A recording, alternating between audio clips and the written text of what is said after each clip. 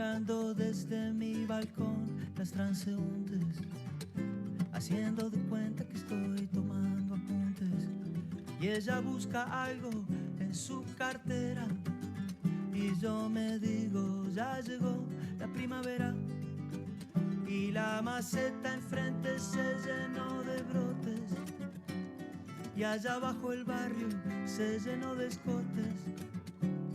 Y la tarde se escapa, verso adentro, y yo sigo buscando sin encontrar mi centro. Y pongo ladrillo sobre ladrillo y sigo sin dar con el estribillo. Y entonces me pregunto, ¿qué es lo que viste en mí?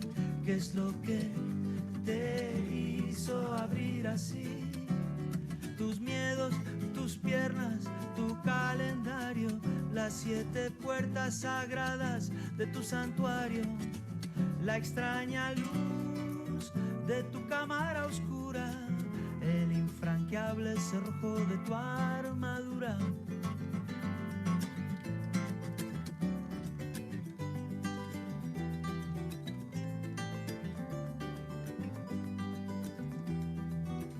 Las transeúntes se han organizado, tienen el deambular sincronizado y van haciendo su coreografía con las rodillas del color de la alegría.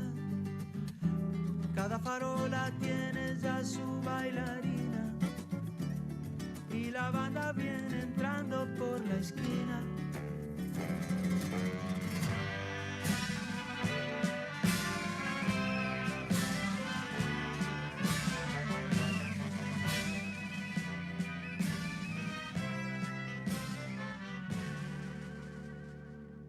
La tarde enseña la cintura y el tiempo enseña que hay cosas que no se curan y las musas huyen si las asedias. Y otra canción que va a quedar a medias. Y entonces me pregunto, ¿qué es lo que viste en mí? ¿Qué es lo que te... Oi, gente, boa tarde. Estamos aqui para mais uma palestra, debate, conversa do Projeto TEIA. Sou Rayane, para quem ainda não me conhece, né? Eu sou uma das integrantes. Estou cursando o 7º período de Relações Nacionais na SES UNITA. E aí, um pouquinho o que é o TEIA, para quem ainda não sabe. TEIA significa Tecendo Espaços para a Imaginação e a Paz. E a gente está aqui nesse momento, né, de virtual, já que a pandemia nos impossibilita de fazer algo mais presente, que a gente gostaria muito, a gente fica muito assim dolorido de não poder fazer essas ações presencialmente. E aí a gente está aqui construindo esses espaços, construindo a formação de pessoas, a formação da gente, principalmente também, né? Que muitos estamos aprendendo o que significa paz e alguns outros conceitos. E hoje a gente trouxe mais um convidado muito especial, que é o Yuri Stock. Muito obrigada, já de agora, por ter topado. Prazer. E, por favor, gente, quem puder ligar a câmera, liga a câmera, para a gente poder se ver. É o momento que a gente tem agora, né? Eu acho que, às vezes, a gente fica meio, não quer ligar, não estou arrumado, mas tudo bem, a gente está aqui na conversa. Também não estou muito arrumada, eu estou com o cabelo preso, e é isso. Então, obrigada desde já também a todo mundo que está aqui. Obrigada aos nossos queridos coordenadores, Nivaldo e Catarina, professores do nosso curso de RI. E falar mais um pouquinho, né, do quem é Yuri. Yuri é mediador de conflitos, é comunicólogo, terapeuta, facilitador de comunicação não violenta, idealizador e fundador do Instituto Bem-TV. E aí ele vai falar um pouquinho mais, porque ele ainda é muita coisa, eu só dei uma resumida. Ele vai falar um pouquinho mais para a gente, o que é que ele faz da vida, o que é esse negócio da comunicação não violenta, que eu acho interessantíssimo e acho que é uma das coisas mais importantes que a gente precisa levar para a vida, assim. Que a paz a gente vai sempre conversando, que é uma coisa que a gente tem que levar para a nossa vida. e a gente ir se transformando para a gente poder transformar o outro. Então, é isso. Agora eu já passo a palavra a Yuri, se os professores ou alguém não quiser falar mais nada. E pode começar, Yuri, apresentando.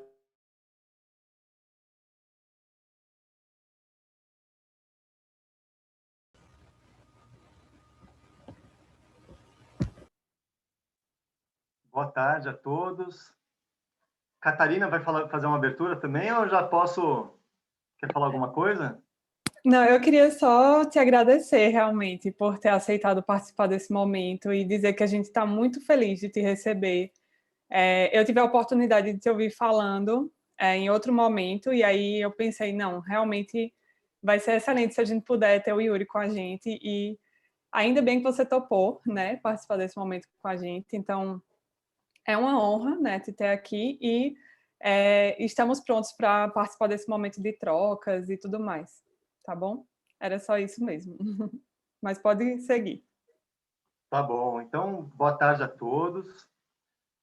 Para mim é uma honra, né, quando a Catarina entrou em contato comigo, me convidando, me dando essa oportunidade de compartilhar com vocês um pouco do meu estudo sobre comunicação não violenta, sobre diálogo, sobre construção de paz. Eu fiquei muito honrado.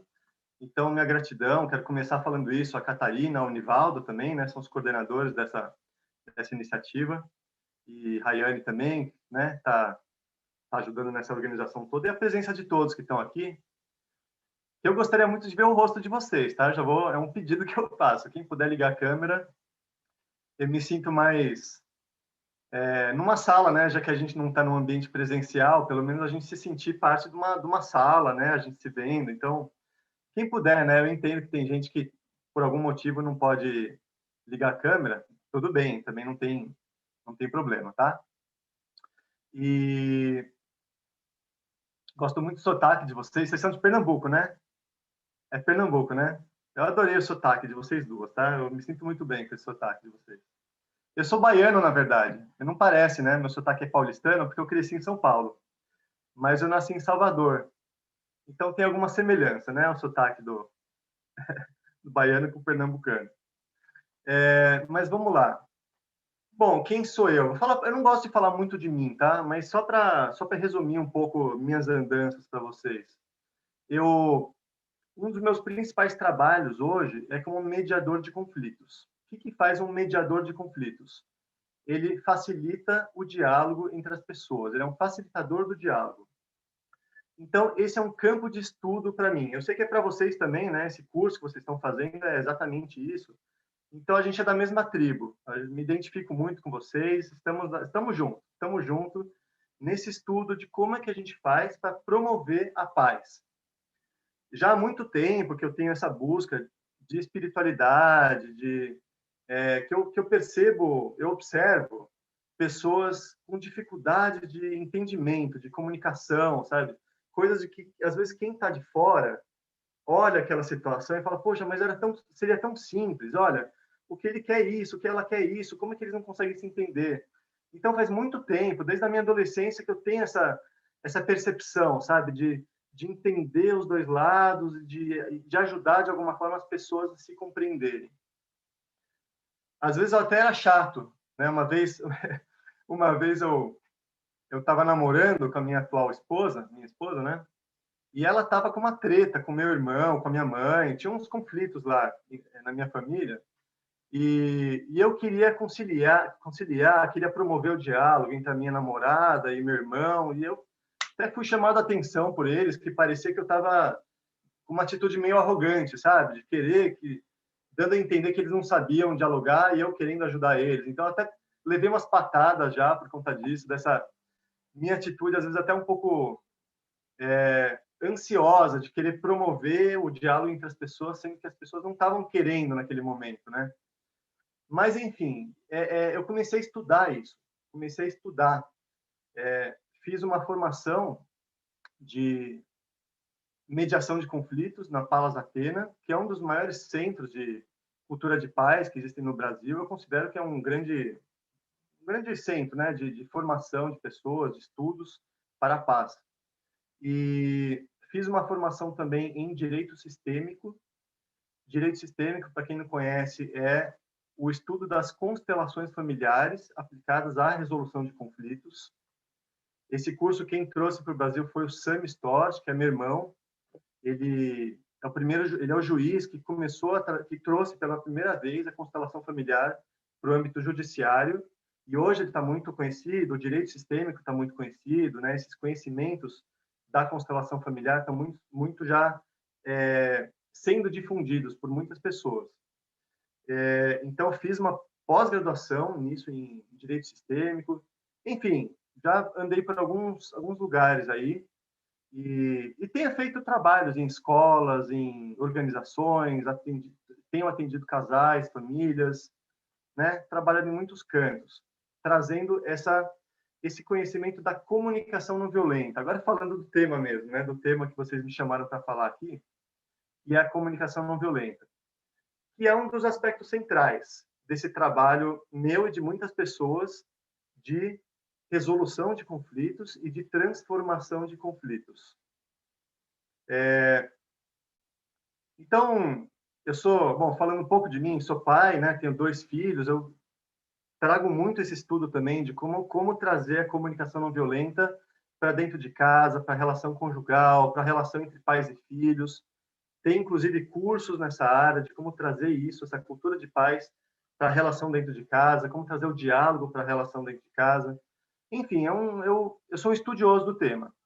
Não vou dizer que eu sou um especialista, porque muitas vezes eu me observo, me pego em alguns deslizes, eu vejo que eu tenho muita coisa para melhorar, mas eu me considero um estudioso, tá? E assim eu compartilho o meu estudo, compartilho as coisas que eu investigo dentro desse tema, eu compartilho com as pessoas. Então, a ideia, a Catarina combinou comigo mais ou menos de fazer uma apresentação de no máximo 1 hora e depois abrir para perguntas.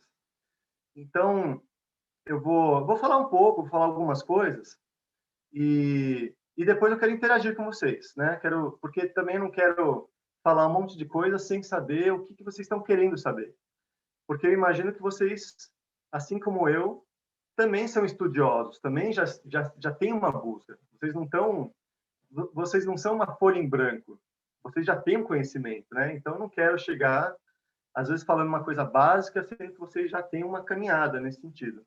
Então eu quero sentir o que vocês estão querendo saber, em que pé que vocês estão, o que vocês estão querendo entender melhor, o que vocês já entendem, e ver como que eu posso contribuir da melhor forma possível para o estudo de vocês, que é, diga-se de passagem, louvável, né? Esse curso que vocês estão fazendo, essa iniciativa do TEIA, né? Do Tecendo Espaços de Imaginação e Ação para a Paz.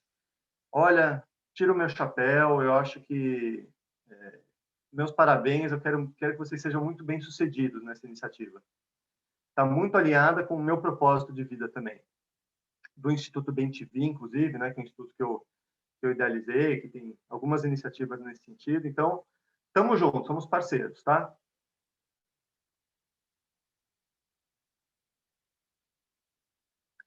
Bom, esse tema da comunicação não violenta, ele é um tema bem amplo.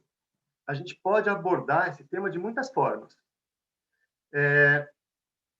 Eu gosto de usar um nome, porque tem algumas pessoas que não gostam desse nome, comunicação não violenta.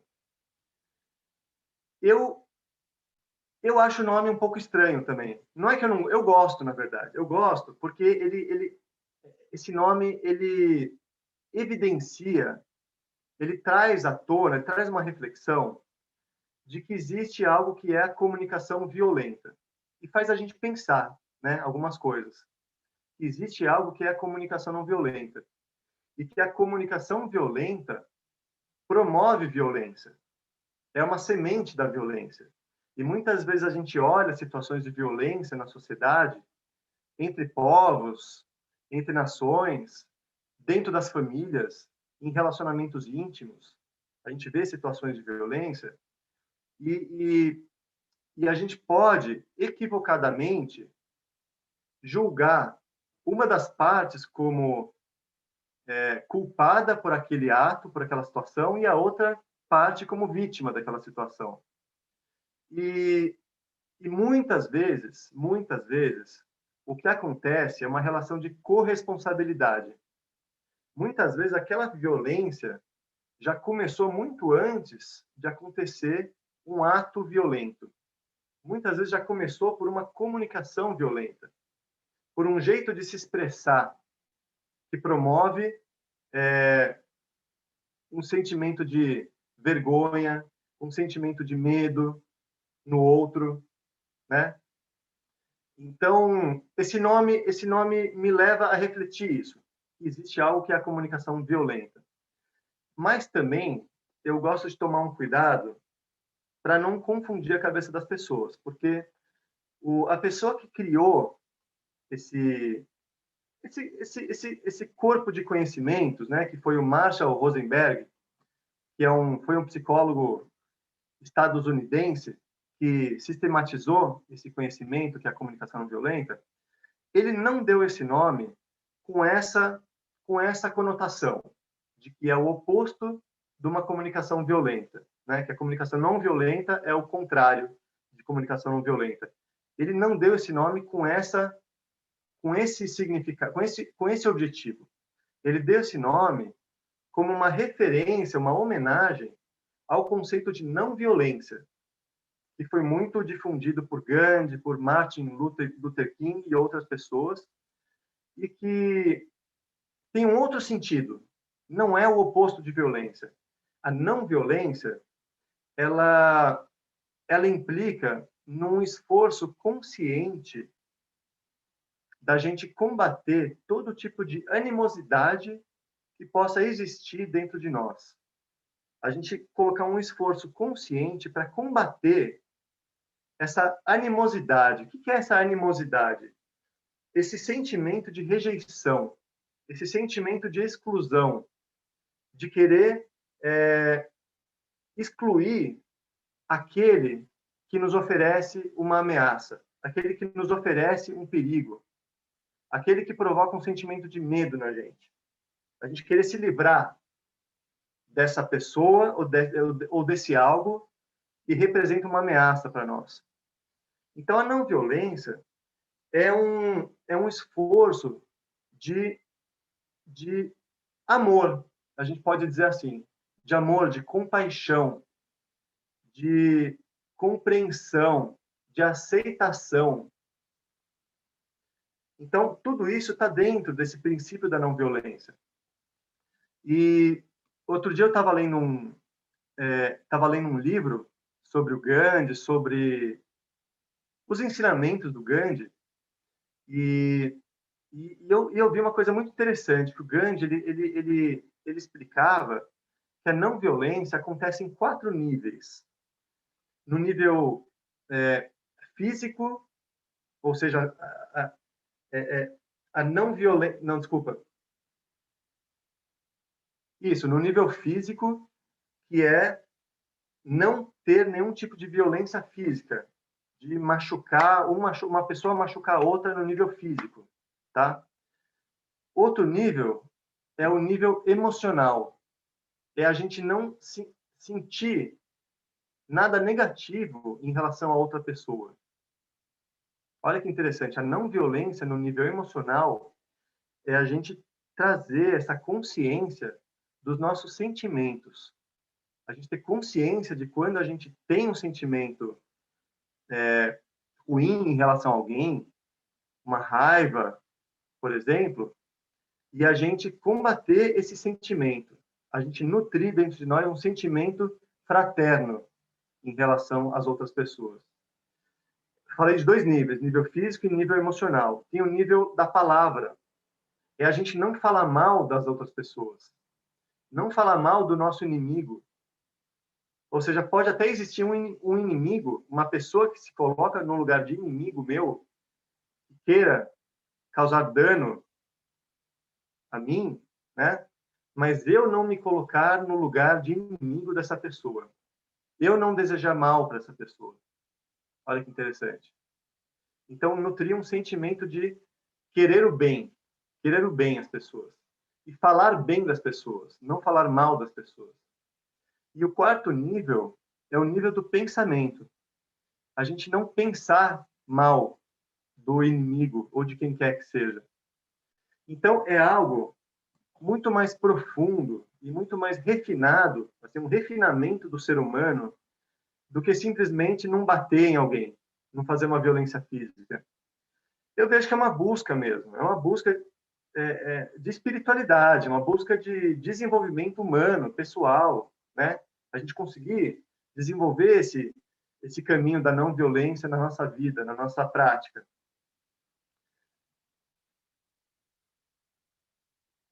Então, o Marshall Rosenberg, o que ele fez? Ele trouxe esse princípio da não violência para o âmbito da comunicação. Ele, na trajetória dele, na investigação dele, na pesquisa dele, de observação, de estudo de psicologia, de estudo do ser humano, ele teve muita influência de um psicólogo chamado Carl Rogers. Alguns de vocês devem conhecer. Inclusive, essa semana comprei um livro. Deixa eu mostrar para vocês.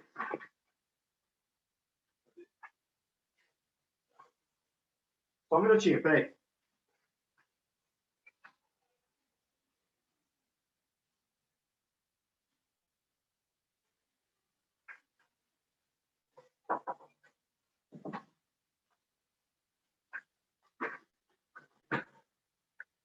Acabei de comprar esse livro aqui, ó. Carl Rogers, Tornar-se Pessoa. Estou adorando esse livro, tá? Eu já tinha ouvido falar, faz tempo que esse livro estava sabe quando aquele livro, você está namorando aquele livro, querendo ler, mas chegou o momento, agora estou lendo esse livro. Mas eu já conheço bastante coisa da contribuição do Carl Rogers.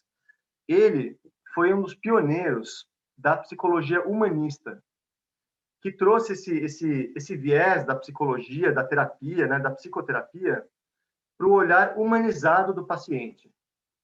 E o Carl Rogers, no seu trabalho como terapeuta, ele desenvolveu uma abordagem muito interessante, que hoje já está muito difundida, que é de ajudar o cliente, ajudar o paciente a entrar em contato consigo mesmo.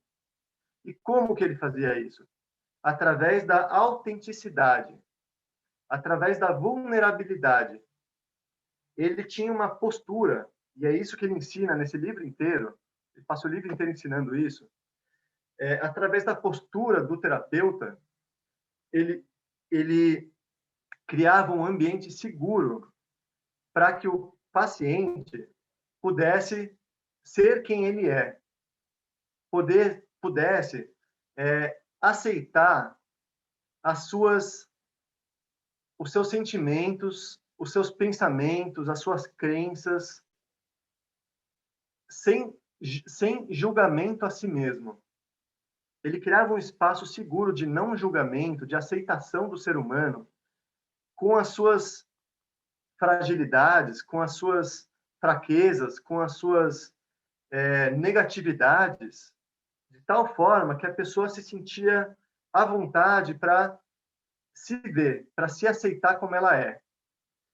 E isso trouxe uma contribuição muito grande para a psicologia no mundo todo. E o Marshall Rosenberg foi um aprendiz do Carl Rogers. Ele trouxe isso para a comunicação não violenta. Ele trouxe esse princípio do poder que tem a vulnerabilidade, força que tem a vulnerabilidade. A gente poder criar um espaço seguro onde as pessoas possam se vulnerabilizar, possam ser quem elas são, possam expor medos, angústias, raivas, indignações, sem medo de serem julgadas. E isso para quem já tem um pouco de contato com justiça restaurativa, por exemplo, que eu não conheço muita coisa, tá, de justiça restaurativa, mas o pouco que eu conheço, eu posso falar o pouco que eu conheço, que são diversas práticas fundamentadas nesse princípio de criar um espaço de diálogo, criar um espaço onde as pessoas possam se se vulnerabilizar e como isso gera um sentimento de empatia, de compreensão e de perdão entre as pessoas envolvidas em um conflito, que é uma coisa maravilhosa, uma coisa muito bonita. Então, isso está baseado também nesse princípio, sabe, da vulnerabilidade. E então, um dos princípios mais importantes da comunicação não violenta é esse: é a gente conseguir se vulnerabilizar em um diálogo, em uma situação de conflito, a gente conseguir se comunicar de forma que a gente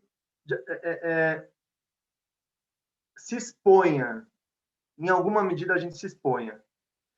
E aí, o Marshall, dentro da comunicação não violenta, ele identificou várias diferenciações que para mim são, assim, eu gosto de explicar a comunicação não violenta por aí, porque tem muitas formas de explicar, tá? Mas eu gosto de explicar por aí as diferenciações que a comunicação não violenta mostra para a gente, ensina a gente a ter esse tipo de discernimento. São vários discernimentos que a gente desenvolve com a comunicação não violenta. E aí eu vou falar de alguns, tá? Que eu considero que são os mais importantes. Um deles é a gente diferenciar observação de julgamento. Isso é uma coisa difícil, é difícil. Vou falar para vocês. Eu conheço muitas pessoas que estudam comunicação não violenta, pessoas que frequentam religiões que ensinam a não julgar, e mesmo assim julgamos, né? Eu vou falar julgamos porque eu me incluo nisso. Eu me pego muitas vezes julgando. E o que é esse julgamento? Eu gosto de entrar fundo na coisa. O que é esse julgamento?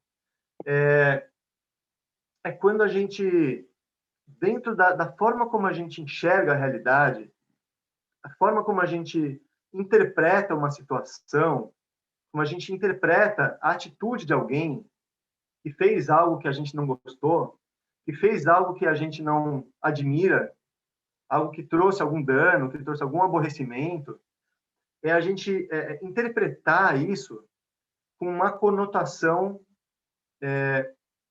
depreciativa, atribuindo para essa pessoa que fez algo que a gente não gostou, atribuindo um sentido de erro, de que a pessoa errou, ela não deveria ter feito isso. Aquilo que ela fez está errado. E quando a gente faz isso, instantaneamente, a gente coloca uma oposição entre o certo e o errado. Porque se eu estou aqui apontando o erro em alguém, logo eu estou no lugar do certo. Aquele que sabe qual é o certo. Aquele que está no lugar do certo. E que o outro está errado. Ou seja, é esse movimento de apontar o erro no outro. E isso acontece de muitas formas. Eu acho interessante isso, porque eu já estudava faz muito tempo essa questão do julgamento e tal, mas com a comunicação não violenta, eu comecei a perceber as nuances disso. A coisa, assim, tem vários tons. Não é só preto e branco. Tá julgando, não tá julgando, sabe? Tem várias nuances. A coisa é sutil. Então, quando a gente fala para alguém, você não deveria fazer isso. Você deveria, a mulher que fala para o marido, você deveria cuidar mais dos filhos. Então, quando a mulher fala para o marido, você deveria cuidar mais dos filhos, tem um julgamento aí. Porque ela está dizendo, está implícito nas palavras dela, que o tanto que o marido cuida dos filhos não está certo. É pouco, deveria ser mais. O correto seria mais. Ele cuida isso, ele não cuida isso. Logo está errado. Ele deveria cuidar mais. Então, olha que interessante. A gente começa a analisar a linguagem, o uso das palavras, e a gente começa a perceber como é que o julgamento se manifesta nas nossas palavras, às vezes sem a gente ter consciência disso. Vou dar um outro exemplo.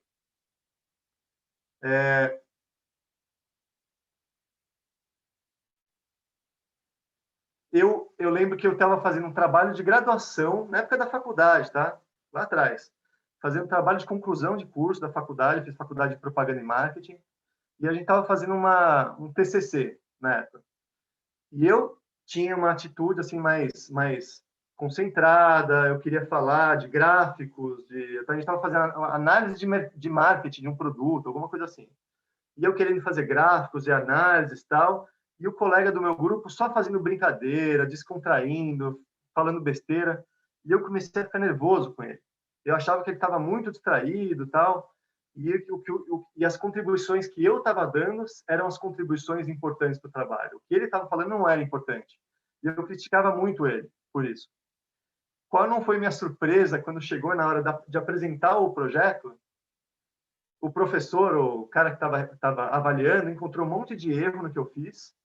E o que salvou a gente a passar de ano foram as contribuições desse meu colega, que era super criativo, fez um desenvolvimento da arte, do produto e tal, e isso que salvou. Aí eu vi o valor dele no meu grupo, e eu achava que ele só atrapalhava. Então, foi um grande aprendizado para mim, nessa coisa do trabalho em equipe, porque às vezes a gente acha que o outro não deveria agir assim. Está errado, né?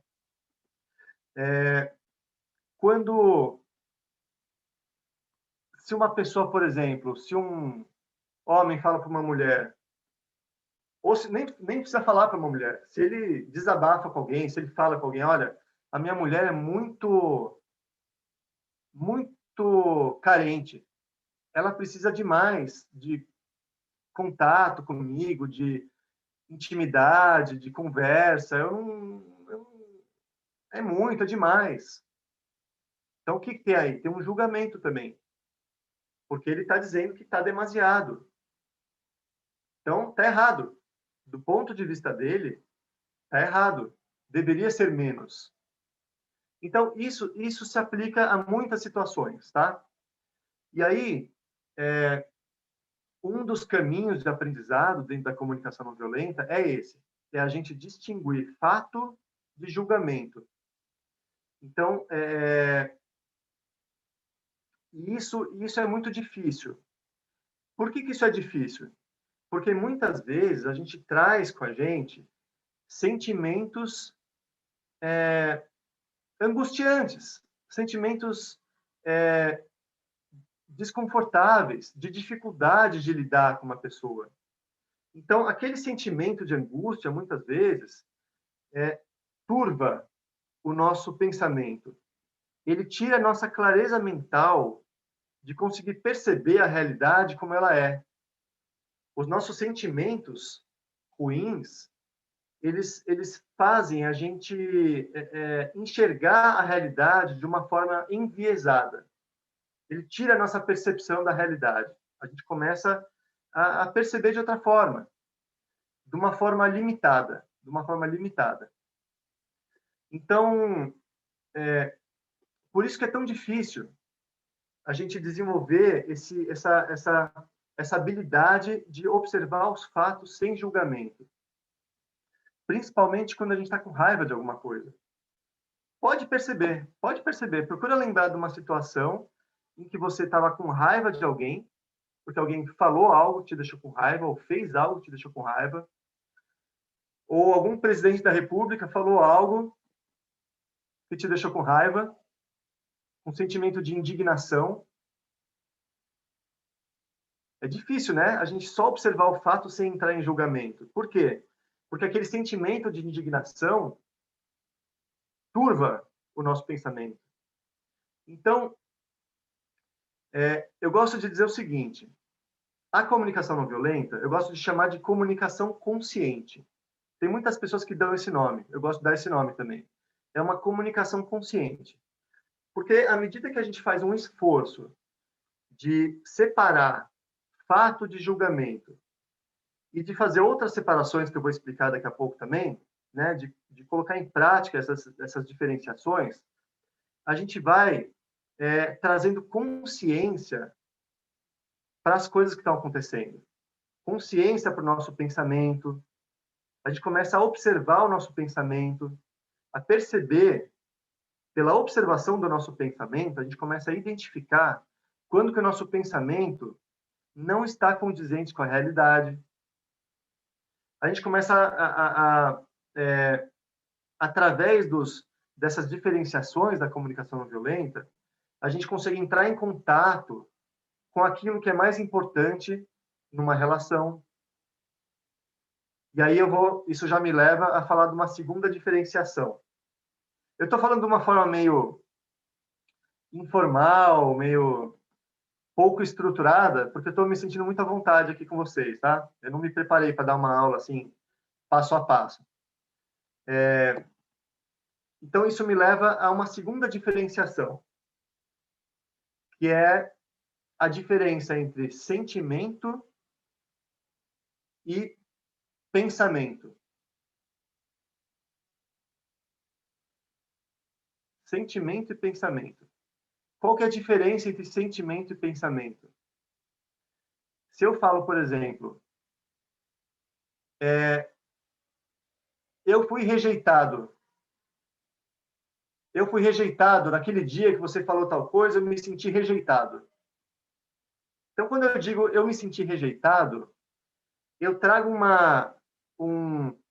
dentro das minhas palavras, eu trago um sentido de que você me rejeitou. Se eu me senti rejeitado, é porque você me rejeitou. Logo, eu estou julgando você. Eu estou atribuindo a você uma atitude negativa, de que você fez algo errado, que é você me rejeitou. Então, quando eu falo eu me sinto rejeitado, isso não é um sentimento, é um pensamento. É um pensamento disfarçado de sentimento. É chamado também de um pseudo-sentimento. É disfarçado de sentimento. Eu acho que eu estou falando do meu sentimento, mas na verdade eu não estou. Na verdade, eu estou falando de uma interpretação que eu estou fazendo da sua atitude, de que você me rejeitou. Isso é uma interpretação minha. Porque muitas vezes, se eu me sinto rejeitado, se outra pessoa viu a mesma situação, ela pode muito bem ter interpretado a situação de outra maneira. Ela pode dizer, não, a pessoa não te rejeitou, a pessoa só te deu um feedback sincero com uma intenção de te ajudar. Ou senão, a pessoa não te falou aquilo que ela falou para os outros porque ela quis te proteger, porque ela achou que você não ia saber lidar com aquilo, então ela não falou para você. Não foi que ela te rejeitou. Então, percebe? De novo, a interpretação que a gente faz, muitas vezes, atrapalha a nossa conexão com nós mesmos. Se eu fico falando, eu me senti rejeitado, eu me senti injustiçado, olha lá, me senti injustiçado. Não é um sentimento, é um pensamento, tem todo um julgamento aí. Eu me senti excluído. Tem uma série de palavras aí. Então, essas palavras que o Marshall identificou, né, que são pseudosentimentos, quando elas fazem parte do nosso vocabulário, do nosso discurso, quando a gente tem esse discurso, a gente está se distanciando de nós mesmos, do nosso sentimento verdadeiro. Então, é uma linguagem, é toda uma linguagem que a gente está acostumado a usar que nos desconecta de nós mesmos. Então, de novo, a comunicação não violenta é uma comunicação consciente que nos ajuda a usar a linguagem de uma forma que nos conecta com os outros e com nós mesmos. Então, em vez de falar sentimentos que não são sentimentos, a gente aprende a falar de sentimentos mesmo. Eu estou triste, eu estou frustrado, eu estou angustiado, eu estou com medo. Então, uma das coisas que fazem parte da comunicação não violenta é a gente aprender a reconhecer sentimentos e expressar sentimentos. Então, tem muito de desenvolvimento emocional. Talvez alguns de vocês estudem isso. Isso é uma coisa que eu estudo muito também. O desenvolvimento socioemocional. Isso está dentro da comunicação não violenta, em vários aspectos. E um dos aspectos é esse: é a gente desenvolver um vocabulário de sentimentos, a gente ter repertório, saber dar nome, ter um vocabulário de palavras que representem aquilo que a gente está sentindo, para que a gente possa, numa conversa, num diálogo, ou até mesmo num diálogo interno, nós com nós mesmos, quando a gente está lidando com as próprias questões, a gente conseguir entender aquilo que a gente está sentindo, conseguir se compreender. E para se compreender, muitas vezes, ter palavras que denominem, né, que representem, que abranjam aquilo que a gente está sentindo, muitas vezes ajuda a gente a entender, a entrar em contato com o nosso sentimento. E quando a gente vai conversar com outra pessoa para se expressar, para dizer, olha, aquilo que você fez aquele dia, quando você fez aquilo, eu fiquei com medo. Olha que interessante. Para a gente conseguir chegar nesse ponto de falar para alguém, olha, quando você fez aquilo aquele dia, eu fiquei com medo, eu preciso primeiro ter algum nível de autoconhecimento, de autoconsciência, de perceber o que acontece dentro de mim, de autoobservação, né? Para conseguir perceber que aquilo que eu estou sentindo é medo, saber dar nome para aquilo. Assim eu consigo conversar sobre, né? Então tem isso, a gente aprender a identificar os sentimentos, aprender a dar nome para os sentimentos.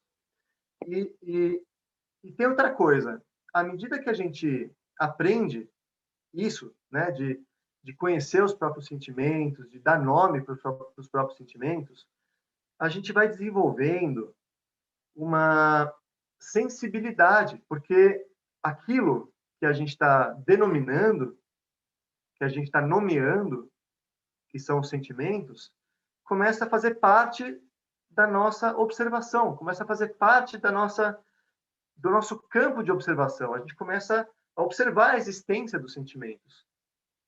Porque o que acontece com muitas pessoas que não fazem isso? Elas sentem coisas da mesma forma que nós, mas elas não percebem o que estão sentindo, não sabem o que estão sentindo e nem sabem que estão sentindo algo. Muitas pessoas nem têm consciência que estão sentindo algo.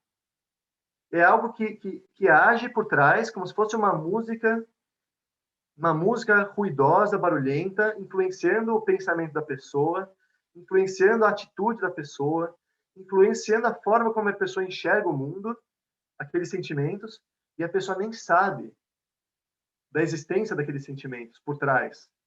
Aquela música ruidosa. Então, à medida que a gente toma consciência disso, a gente percebe que existe uma música.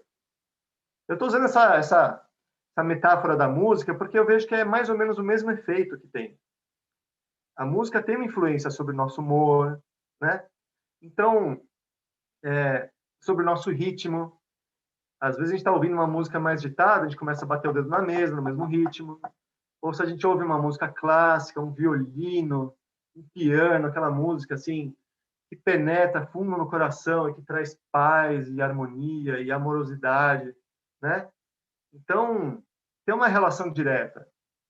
Então, perceber o sentimento é um caminho de aprendizado também, que faz parte da comunicação não violenta.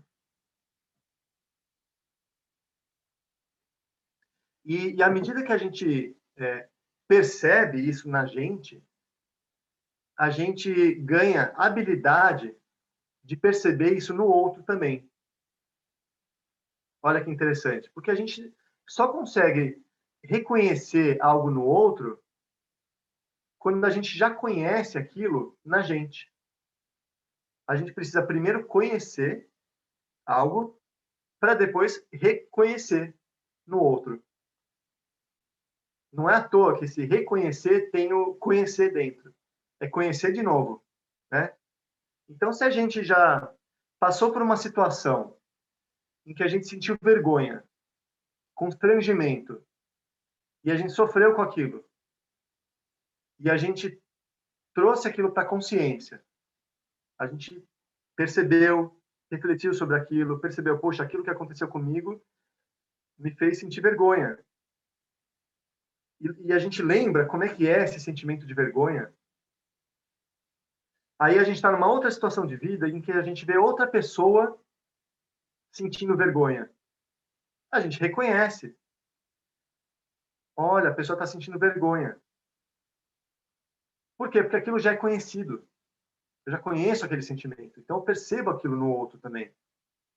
Aí se eu estou numa reunião de trabalho, por exemplo, se eu estou numa reunião de trabalho e um colega meu fala alguma coisa, por exemplo, eu dou uma ideia para o meu chefe. Aí vem o meu colega de trabalho e fala alguma coisa que se opõe à minha ideia. Se opõe, tá? Se eu não tiver uma autoconsciência, uma percepção dos meus sentimentos, uma compreensão do ser humano, qual que é a tendência? Eu logo vou entrar em julgamento, vou falar, essa pessoa está querendo me prejudicar, ela quer puxar meu tapete.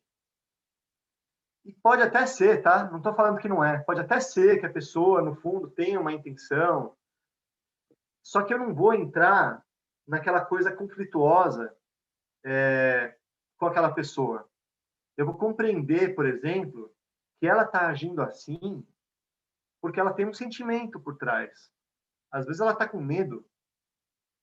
Ela está com medo. E pelo medo que ela está sentindo, por algum motivo, o jeito que ela está encontrando de lidar com aquilo, de se proteger, de se sentir segura, é me atacando. É atacando as minhas ideias, é me criticando. Mas eu posso perceber que ela está agindo assim porque ela está com medo. Por quê? Porque eu já percebi o medo em mim, em outras situações. Então, isso, para vocês, assim como eu, né, que estão estudando e procurando práticas de pacificação, esse é um conhecimento fundamental, a comunicação não violenta.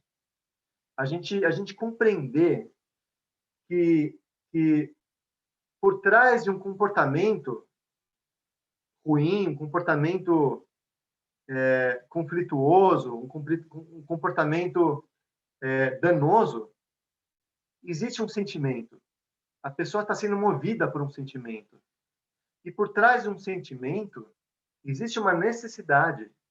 Esse é um outro conceito básico da comunicação não violenta. Eu estou trazendo assim de forma... Estou emendando uma coisa na outra aqui. Que por trás de todo sentimento existe uma necessidade.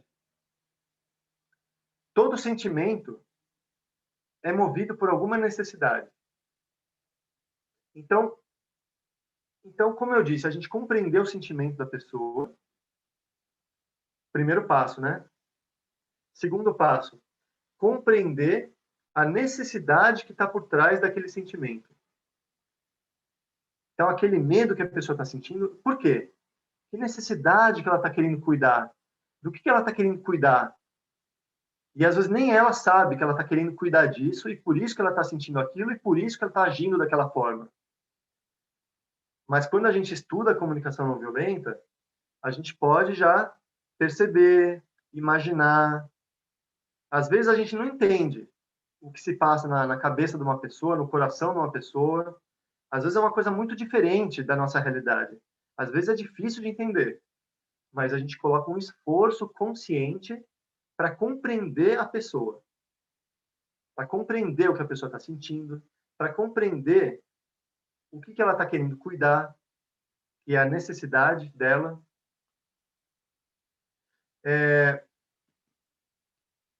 Então, isso tem tudo a ver com a não violência de Gandhi.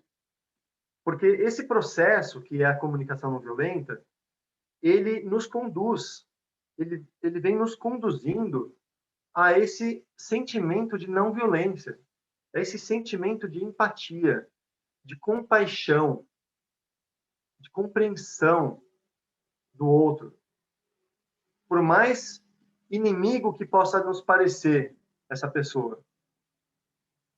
Então, é um processo que desconstrói essa relação de inimigo. Desconstrói essa relação que nós criamos muitas vezes.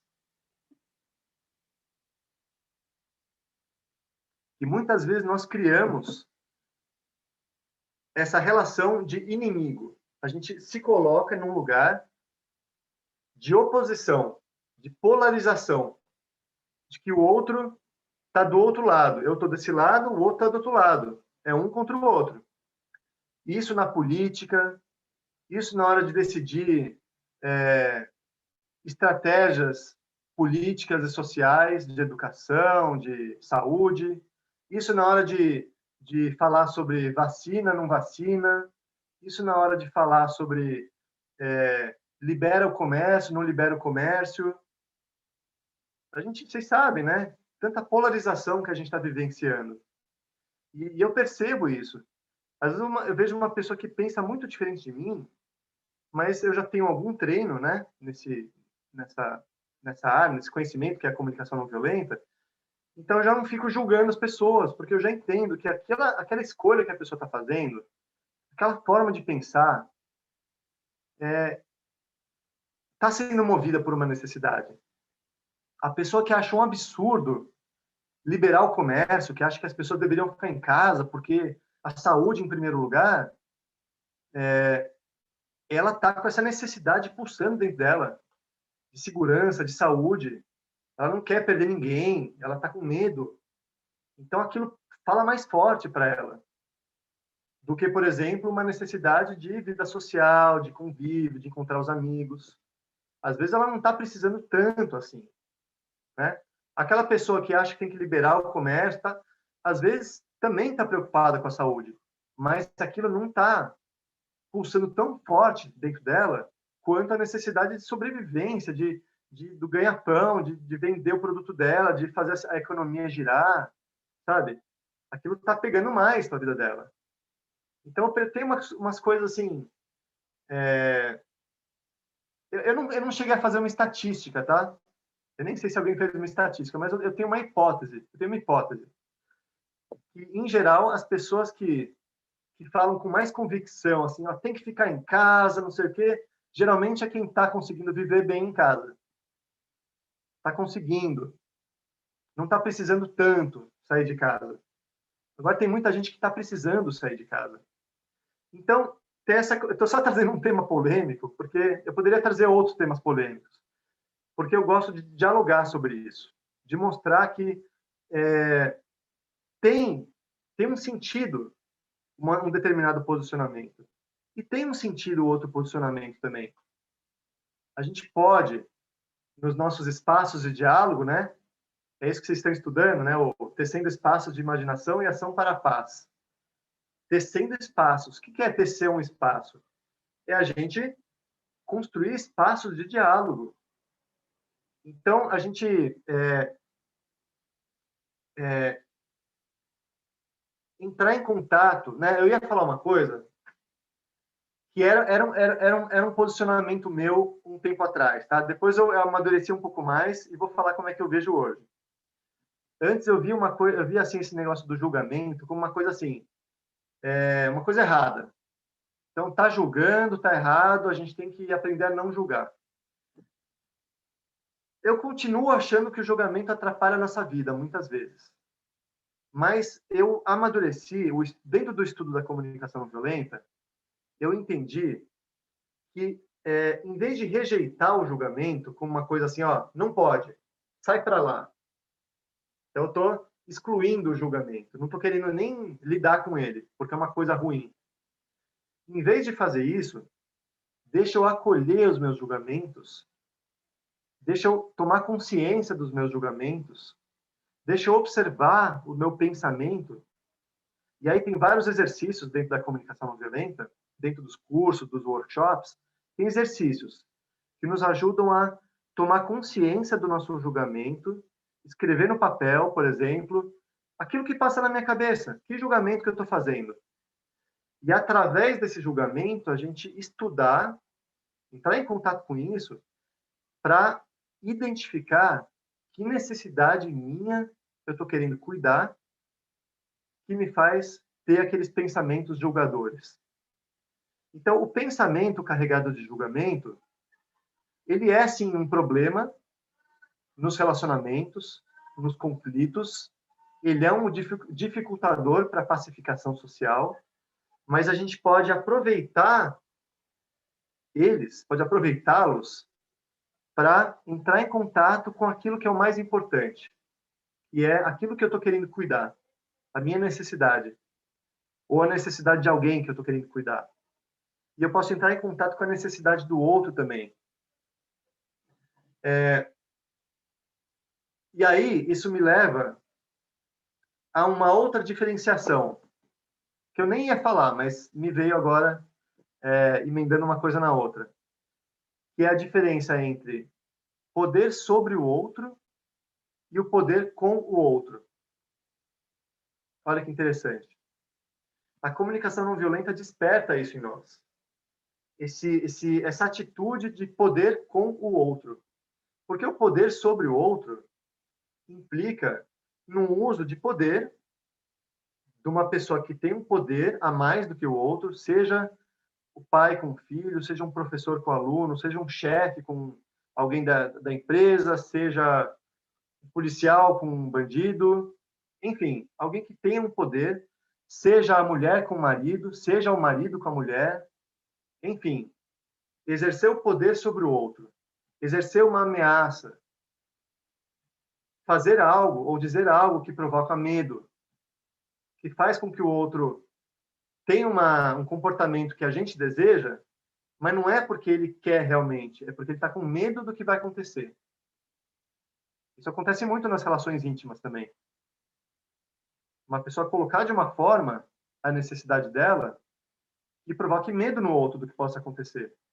Daí o outro cede para evitar briga, para evitar retaliações. Dentro do relacionamento íntimo, acontecem diversos tipos de retaliações. Então, isso é o poder sobre. É o poder sobre. Em vez disso, a gente pode aprender a desenvolver o poder com. O que é o poder com? É a gente desenvolver essa relação com as pessoas, de construir junto, de empoderamento, tanto de mim mesmo quanto do outro. Ou seja, eu aprendo a colocar alguns limites no relacionamento, porque eu entro em contato com o que é necessário, com o que eu quero cuidar, com aquilo que é importante para mim. E quando eu tenho consciência disso, eu posso não aceitar algumas coisas que ferem a minha necessidade. Eu posso colocar alguns limites de convivência, alguns limites no relacionamento, de como é que as coisas têm que ser, porque eu quero cuidar de mim. E eu posso também, com um olhar empático e compreensivo, também cuidar das necessidades do outro. E com isso, convidar o outro a um diálogo que possa encontrar soluções criativas para os nossos problemas, para as nossas dificuldades de relacionamento. Então, eu não vou impor que tem que ser desse jeito, que eu acredito que é o único jeito que vai atender minha necessidade. Também não vou aceitar que o outro imponha aquilo que ele acha que é o único jeito que vai atender a necessidade dele.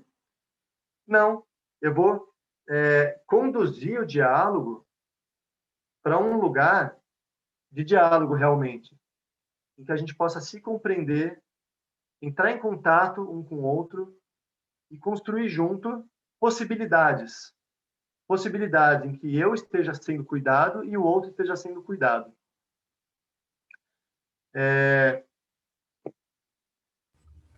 Yuri? Quase uma hora, né? Acho que tá bom, né? Eu já ia dizer, se quisesse abrir para perguntas e inquietações, podia ficar à vontade. Porque o apoio técnico pediu para eu me avisar isso. Eu já tava sentindo isso, que tava já bom. Sabe quando tá bom? Falar, tá bom já. Então tem muita coisa, tá? Eu falei o que eu, de forma espontânea, fui emendando uma coisa na outra, mas estou aberto agora a perguntas, esclarecimentos, o que vocês quiserem saber. Vamos ver aí como é que eu posso ajudá-los. Gente, Fiquem fiquei à bem à vontade. vontade. Obrigada, primeiramente, né, Yuri? Foi massa eu estar aqui pensando em várias coisas, pois às vezes é muito difícil essa questão do não julgamento e do que a gente fala, que parece ser um sentimento e na verdade é um julgamento. Deixou meio confuso, me deixou bem pensante. E fiquem à vontade para escrever aqui no chat e a gente lê. Quem quiser falar no microfone para a gente escutar a vozinha de vocês, seria maravilhoso também. E é isso. Quem vai começar? Fala as inquietações aí da mente de vocês. Como a gente está com um número não é tão grande de pessoas, eu até prefiro, quem puder, que fale mesmo, que facilita para a gente compreender por onde que está o pensamento da pessoa, né? Fica mais fácil de atender. É só abrir a câmera, o microfone e falar. Oi, gente, boa tarde. Vocês estão me ouvindo? Estamos te ouvindo, Maria. Então, eu tinha uma pergunta que foi, acho que do começo da tua fala, que era sobre os julgamentos. Se é possível viver uma vida livre dos julgamentos, mas aí depois você acabou compartilhando com a gente uma ideia que adotou para a sua vida, que é abraçar os seus julgamentos, né, e entender as suas necessidades. Então, para mim, a resposta já ficou aí. Mas eu queria dizer que foi uma sessão, assim, de terapia completa. Coisas que a gente demora anos para entender, e aí já ficou tudo muito claro. Nunca tinha pensado que comunicação não violenta era uma área muito mais pessoal e de desenvolvimento emocional. Eu achava que era realmente algo mais teórico e, assim, fiquei completamente surpresa, adorei. E, assim, vou passar o resto da semana pensando sobre esses assuntos. Muito obrigada, Yuri, pela participação. Obrigado, Evelyn. Você prefere ser chamada de Maria, de Evelyn? Não tenho preferência, não. A maioria das pessoas me chama de Evelyn, mas tanto faz. Tá bom, vou chamar de Evelyn, então. Evelyn, você falou que já foi respondido, mas eu vou aproveitar a sua pergunta para falar uma coisa interessante. Que o ponto que eu acho não é nem tanto a gente não julgar. É lógico que esse é o caminho. Eu considero que esse é o caminho. É a gente aprender a não julgar. Quanto mais a gente puder fazer isso, melhor para nós mesmos e para as nossas relações. Mas é muito difícil não julgar. É uma coisa muito automática, muito instantânea. Então, o que eu gosto de dizer? O mais importante não é não julgar. O mais importante é a gente perceber que está julgando. A gente ter consciência dos próprios julgamentos. A gente perceber que está julgando, perceber o sentimento que aquele julgamento gera dentro da gente. Porque pode observar. O nosso pensamento, ele gera sentimentos. Aquele lugar onde está o nosso pensamento, que a gente alimenta o nosso pensamento, aquilo nutre, né? Aquilo influencia o nosso humor, influencia o nosso estado emocional também. Então, é toda uma observação que a gente pode aprender a fazer no dia a dia. No dia a dia. E quando a gente percebe, a gente observa que está julgando, e isso dentro de um curso, de um aprofundamento em comunicação não violenta, a gente aprende isso. A perceber o que é observação, o que é julgamento. Eu não expliquei tanto, né? Daria para explicar mais, inclusive. Mas a gente começa a perceber, puxa, isso aqui eu estou julgando. E você entra em contato com isso. E aí, quando você entra em contato com isso, você já fica mais gato escaldado. Gato escaldado é aquele que já caiu na água quente, né? E não cai mais na água, porque já está com medo de cair na água quente de novo. Eu não sei se é na água quente ou na água gelada. O ditado. Na água. Enfim. Mas assim, já vira um gato escaldado. Você sabe que pelo julgamento, às vezes a gente sente uma raiva, e por esse sentimento, às vezes a gente fala coisa que não deve, a gente fala coisas que magoam alguém, que ofendem alguém, que afastam as outras pessoas de nós, pessoas queridas. Então, a gente já, pela nossa própria experiência de vida, a gente já sabe que acontece essas coisas. Então, quando a gente observa aquilo acontecendo dentro da gente, opa, deixa eu fechar minha boca aqui, respirar, deixar passar um dia, 2 dias, 3 dias, até trazer aquela situação para uma conversa, né? Porque a gente já percebe o que está acontecendo dentro da gente. Teve um dia, faz algumas semanas, eu dei uma palestra, e aí teve uma amiga minha, que depois eu encontrei com essa amiga, e ela falou um monte, de uma forma muito depreciativa, cheia de crítica ao jeito que eu conduzi, os exemplos que eu dei, que eu não me conectei com as pessoas, que eu não me preparei, não usei material de apoio, me criticou pra caramba. Eu fiquei arrasado, assim. Fiquei me sentindo super mal. Aquele dia, eu fui pra cama, eu fiquei assim, com a cabeça no travesseiro, me observando. Eu achei interessante. Depois eu contei para minha esposa aquilo que eu fiz. Eu fiquei curtindo aquele sentimento. Não curtindo no sentido de me sentindo bem, me deliciando. Não, curtindo no sentido de sentindo, percebendo. E percebendo aquele sentimento.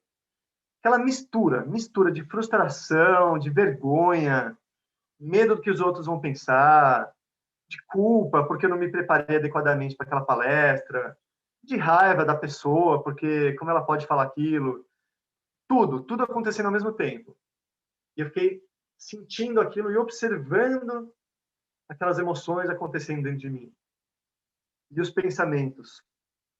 Então, às vezes a gente não tem clareza de imediato o que a gente está sentindo, sabe? Qual que é a nossa necessidade? A gente não tem clareza de imediato. Às vezes tem um tempo de cada um de entrar em contato com aquilo, de lidar com aquilo. Às vezes às vezes tem uma energia. A gente fica carregado com uma energia ruim, né?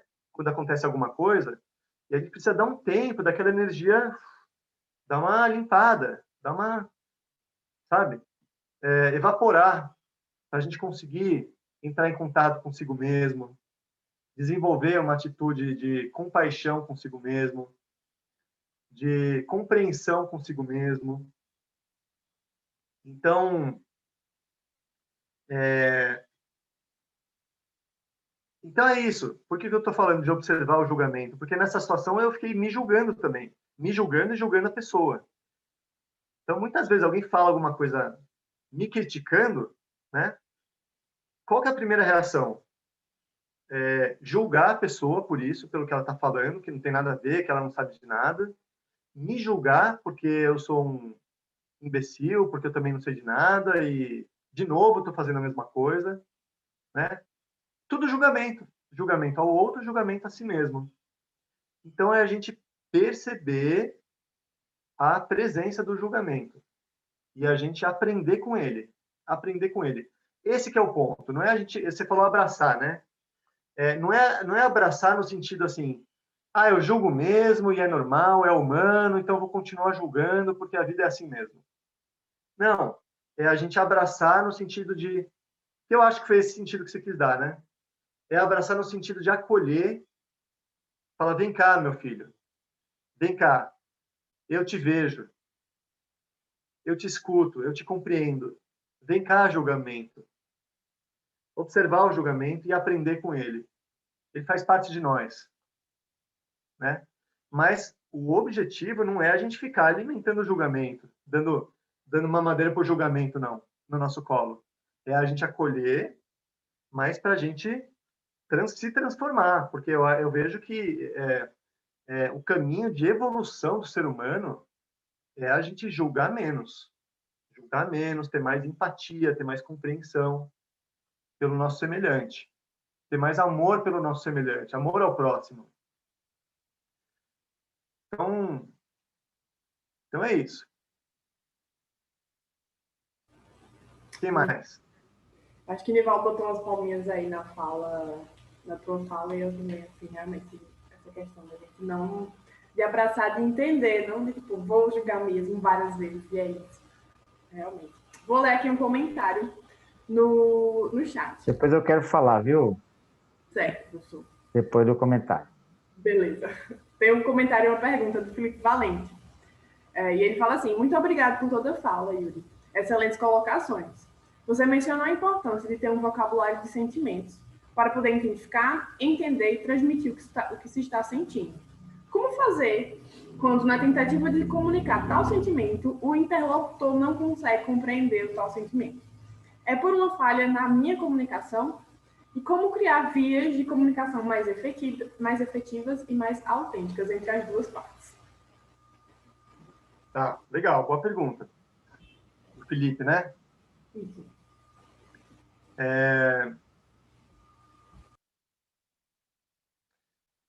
Mesmo na tentativa de comunicar o sentimento, né, de comunicar como é que a gente está se sentindo, mesmo assim, às vezes o interlocutor, a pessoa com quem a gente está querendo desenvolver um diálogo, não consegue compreender. Eu vejo que tem até um certo limite, tem uma responsabilidade nossa, da forma como a gente se expressa. E tem além desse limite, tem uma responsabilidade do outro, que a gente pode muitas vezes se comunicar desse jeito, né, da comunicação não violenta e da melhor forma possível, mas o outro, mesmo assim, ter dificuldade de compreender o nosso sentimento. E eu vou explicar como é que acontece isso. Então, qual que é a nossa responsabilidade? O que acontece? Que muitas vezes atrapalha, não me ajuda a ser compreendido. Eu quero ser compreendido. Cada um aqui quer ser compreendido. Todo mundo quer ser compreendido. É uma necessidade do ser humano se sentir compreendido. Eu aposto que todo mundo aqui quer se sentir compreendido. Quando a gente não se sente compreendido, a gente fica frustrado. É muito frustrante. É muito frustrante quando a gente não é bem compreendido pelas outras pessoas. Então, é uma necessidade nossa. Só que muitas vezes, o jeito que a gente se expressa não facilita com que o outro nos compreenda. E um elemento que muitas vezes está ligado a isso é quando na nossa fala tem qualquer tipo de crítica à outra pessoa. Quando a gente, na nossa fala, eu vou dar um exemplo.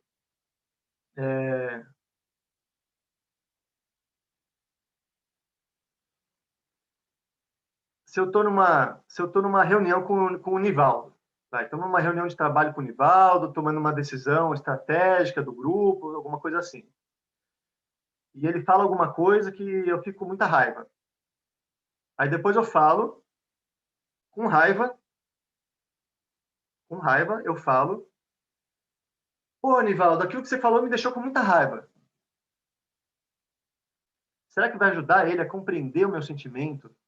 A entrar em contato com a minha humanidade? Ou vai provocar nele uma defesa, uma resistência? Lógico, a menos que ele tenha todo um treino, né? De empatia, lógico. Mas uma pessoa que não tem esse treino. Então, se eu só falo do meu sentimento, assim, de uma forma seca, não é suficiente. Não é suficiente. Por isso que tem uma coisa dentro da comunicação não violenta que eu não falei, mas vou falar agora, porque acho que agora está sendo oportuno. E são os 4 passos da comunicação não violenta. Para quem já leu o livro do Marshall Rosenberg, sabe do que eu estou falando. Então, ele estruturou dessa forma, são 4 passos. Então, primeiro você fala da observação, o que aconteceu, sem julgamento. Então, você separar a observação de julgamento, você fala o que a pessoa fez de fato, você fala como você se sentiu, e aí você não falar eu me senti rejeitado, não. Eu fiquei com raiva fiquei com vergonha. Fala de sentimentos. E aí você fala da necessidade. Por que eu me senti assim? Porque eu tenho uma necessidade de ser aceito, eu tenho uma necessidade de apreciação, eu tenho uma necessidade de reconhecimento pelo meu esforço, pelo meu trabalho, eu tenho uma necessidade de segurança pelo minha estabilidade financeira, e quando você falou aquilo, eu senti uma ameaça à minha estabilidade no trabalho, por exemplo. Então, eu estou explicando por que eu me senti daquele jeito.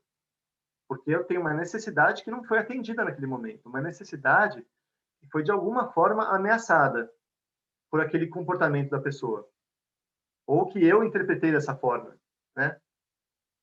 Então, quando eu explico isso, o que a pessoa fez, como eu senti e que necessidade minha está por trás daquele sentimento, isso é um convite à outra pessoa a me compreender, a compreender por que eu estou me sentindo daquela forma.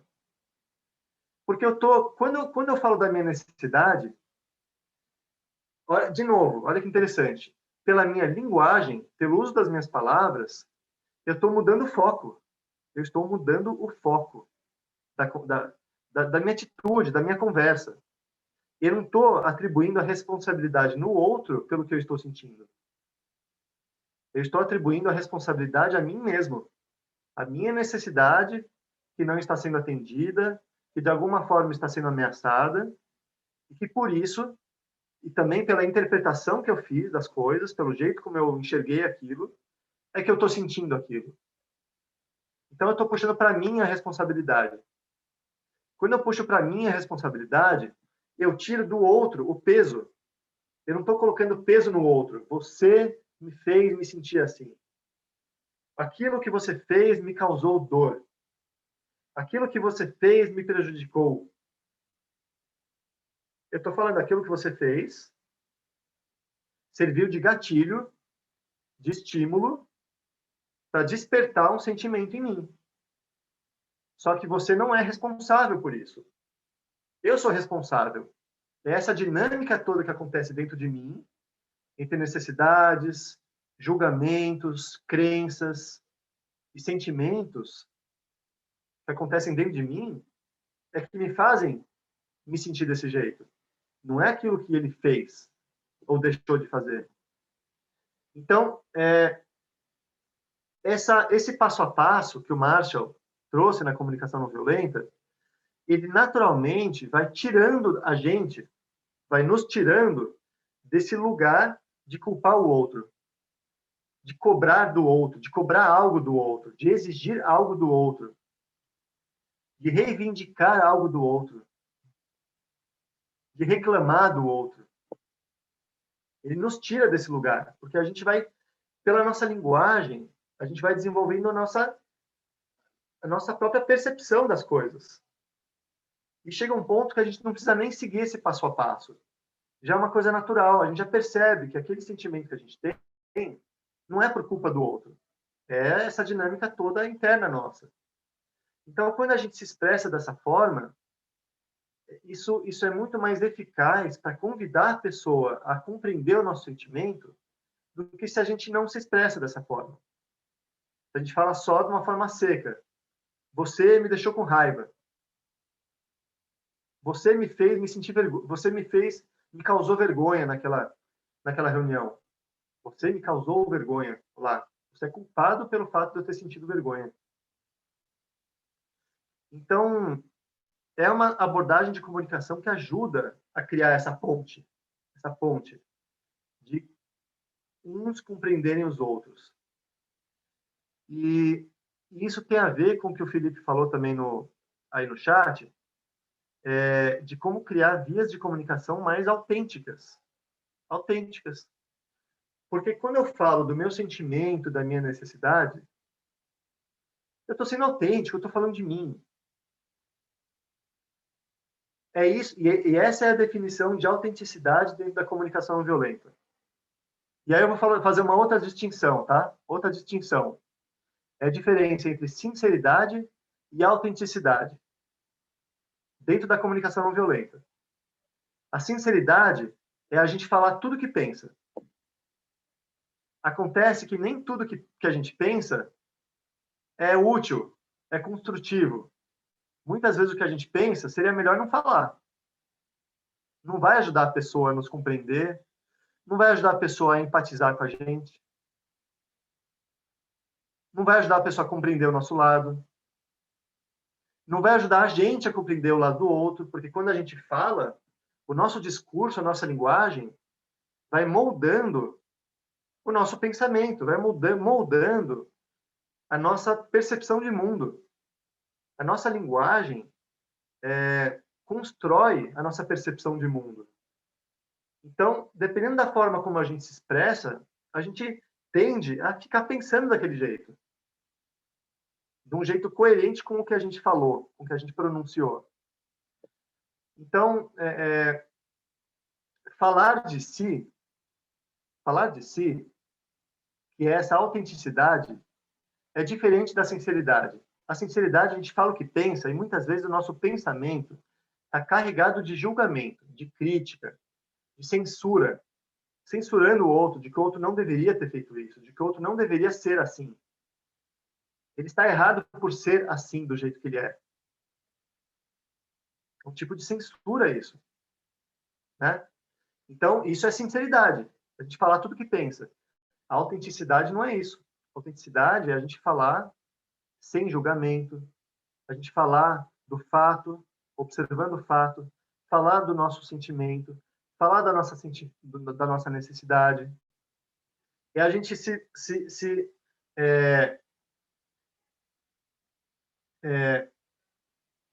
isso tem a ver com a vulnerabilidade. A autenticidade tem muito a ver com a vulnerabilidade, porque muitas vezes isso exige uma coragem muito grande, uma força interna da gente falar de si, porque a gente está se expondo, né? A gente está expondo, abrindo o nosso sentimento, abrindo o nosso coração, aquilo que é importante para a gente. Para isso acontecer, não é qualquer um, não é em qualquer momento, não é em qualquer ambiente, não é em qualquer contexto que a gente consegue fazer isso.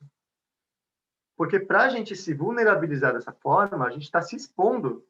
É como assim? A gente está se abrindo o braço e se a outra quiser, ela pode dar um soco no nosso peito, porque a gente está se abrindo. Então, a gente está se expondo a gente está se sujeitando a sentir uma dor, a não ser bem interpretado, não ser bem recebido, a ser julgado. Então, não é fácil. Precisa ter muita coragem e precisa ter uma construção de uma relação de confiança. Construir uma relação de confiança tal que eu possa me vulnerabilizar, porque eu sei que a pessoa tem onde guardar.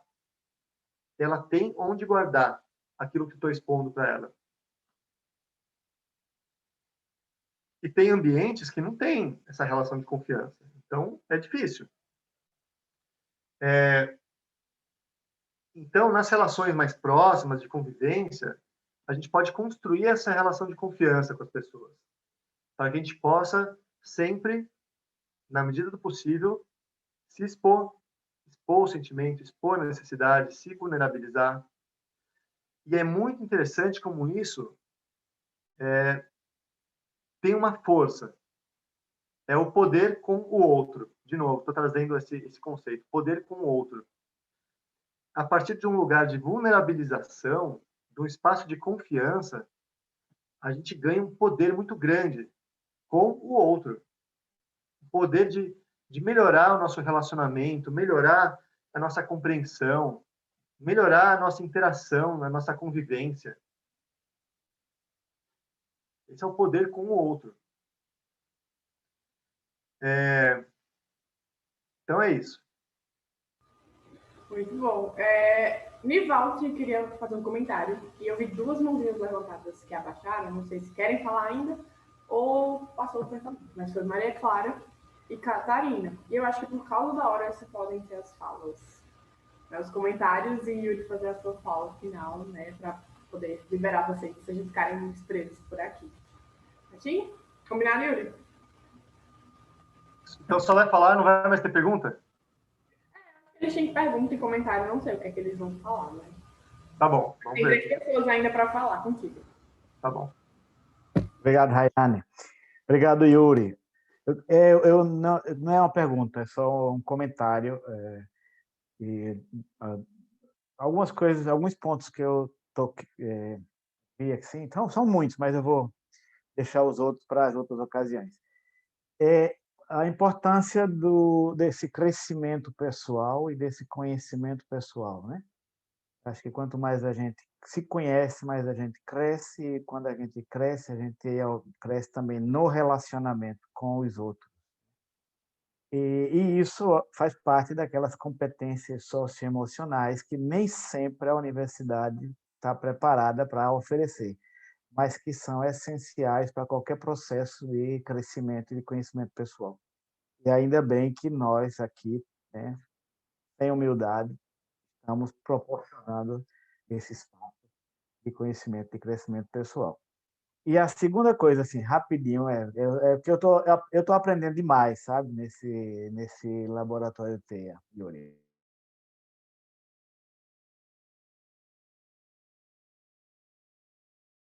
Enquanto você estava falando, eu vi aqui que chegou uma mensagem no WhatsApp, tá?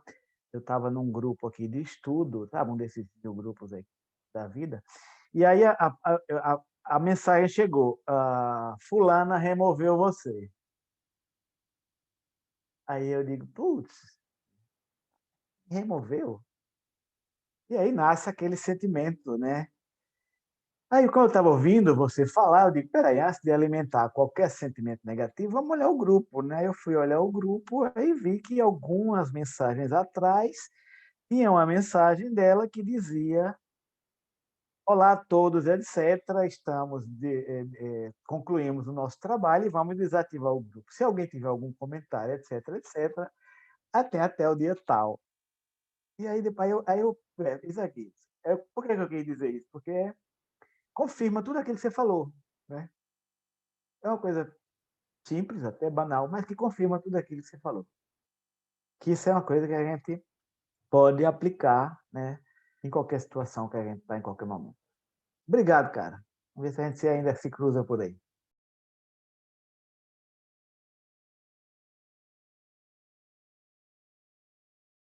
Maria Clara e a professora Catarina estão por aí.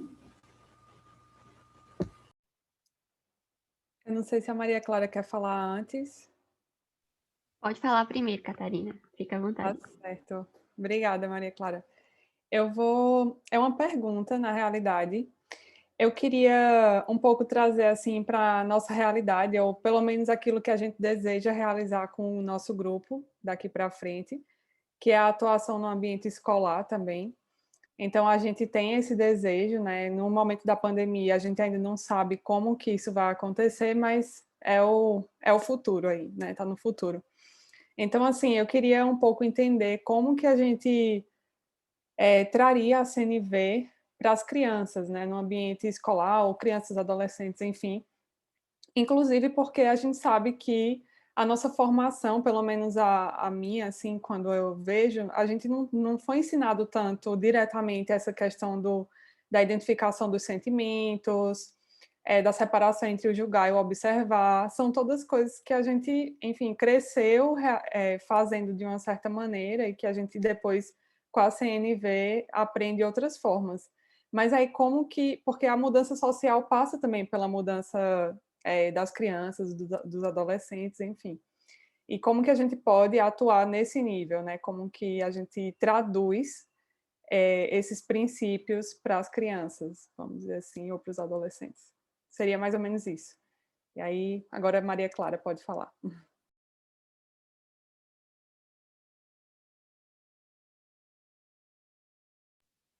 Pronto, eu estava ajeitando o fone. Eu amei esse papo. E tudo que você falou, Yuri, me lembrou muito uma palestra que eu já assisti da Monja Coen, que ela fala sobre o vínculo, justamente nessa necessidade que as pessoas têm de ser aceitas quando elas mentem. E a Monja contou uma história de uma família na qual o filho tinha saído com seu pai e depois de terminar os serviços que tinha feito, que seu pai e sua mãe tinham pedido, ele resolveu ir assistir um filme. E demorou, se atrasou, enfim. Acabou mentindo para os seus pais. E depois o pai descobriu, e eles conversando, disse: por que você mentiu para mim? E ele estava com medo, né? Aí o pai dele, ao invés de brigar com ele, disse: não, eu estou triste com você, porque eu não consegui criar um vínculo com você para que você se sentisse à vontade de vir me falar a verdade. E é justamente, eu normalmente passo muito por isso, porque assim, não é nem a questão de eu ficar irritada com o meu julgamento, né, para outra pessoa, com o que ela fez, mas pelo fato da pessoa não ter, não sei, uma comunicação suficiente comigo para vir e me contar o que é que está acontecendo com ela, né? Porque ela não vem me falar a verdade. Então, com essa palestra da monja e com a sua explicação, eu pude assimilar algumas ideias, né? E assim, a gente realmente precisa nos interiorizar para saber o que fazemos para que isso não se manifeste dessa forma. Aí, talvez essa outra pessoa confie mais em nós, né? Para que não precise mentir. Porque a verdade, no sentido geral, é a única forma de criar esse vínculo, né? E é justamente isso que você falou. Então, eu só tenho a agradecer. Foi um papo, assim, incrível. E o nome da palestra é Ouvir e Entender. Expansão da mente no caminho iluminado. É incrível. E bate muito com o que você fala. Então, muito obrigada. Muito bom, gente. Tem mais só uma perguntinha para complementar, né, esse grupo aqui que falaram no chat, eu achei interessante, pertinente a gente trazer aqui. A Carolina, ela fala assim: obrigada por tudo. Eu queria perguntar, no caso, tem um conflito maior, por exemplo, a situação do meu país, Colômbia, onde tem uma divisão e polarização, que traz como consequência mortes, fome e mais pobreza. Como gerar esse diálogo não violento, sabendo que é tudo um país que está involucrado? Fica contigo essa, Yuri. Acho que traduzindo é sabendo que é todo um país que está envolvido, né? É isso, né? Involucrado e envolvido em espanhol. Eu não sabia que tinha gente da Colômbia aqui, que honra. Internacional essa aula. Legal, Carolina. Ai, ai.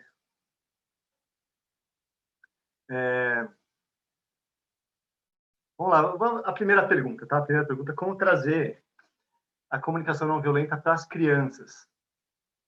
Tem um curso, eu vou colocar o link aqui para vocês.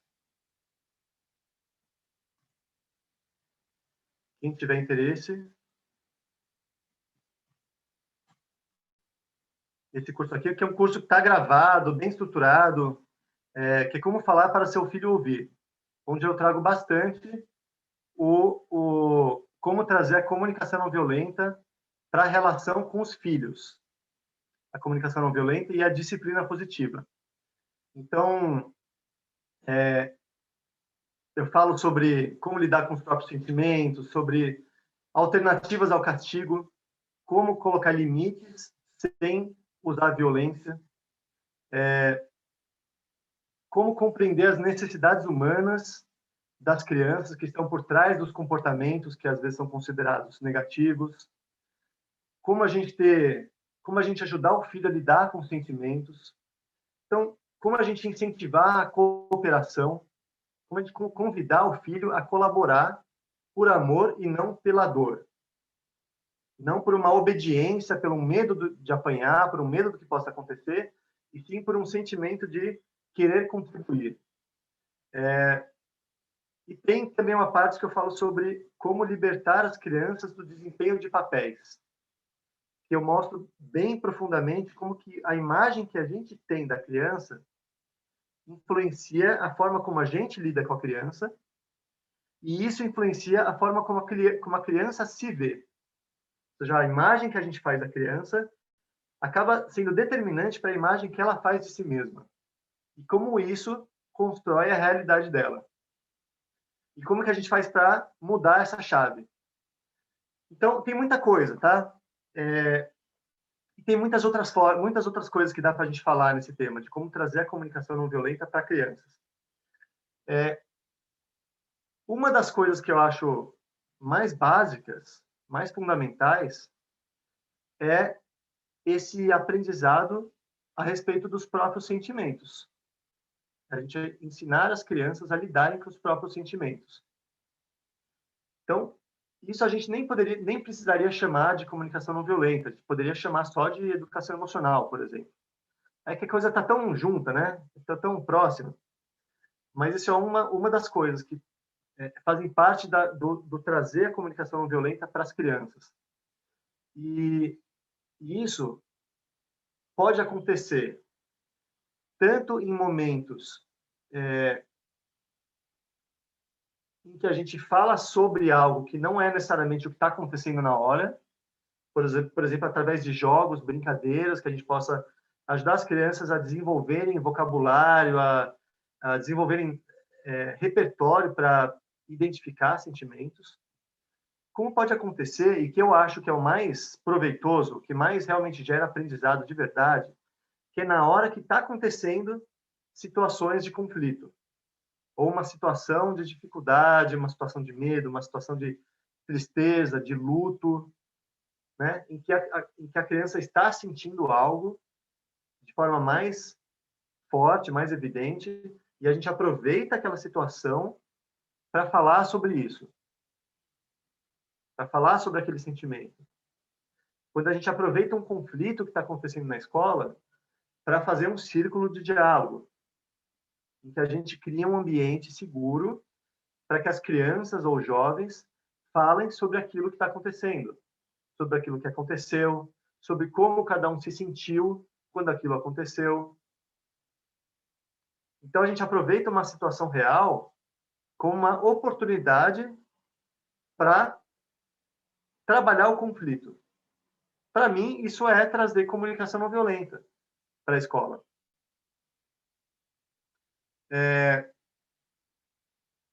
Quando o adulto fala de si, fala do seu próprio sentimento, quando ele se expõe de forma até vulnerável perante um filho, perante um aluno, isso também está ensinando, a gente está ensinando pelo exemplo.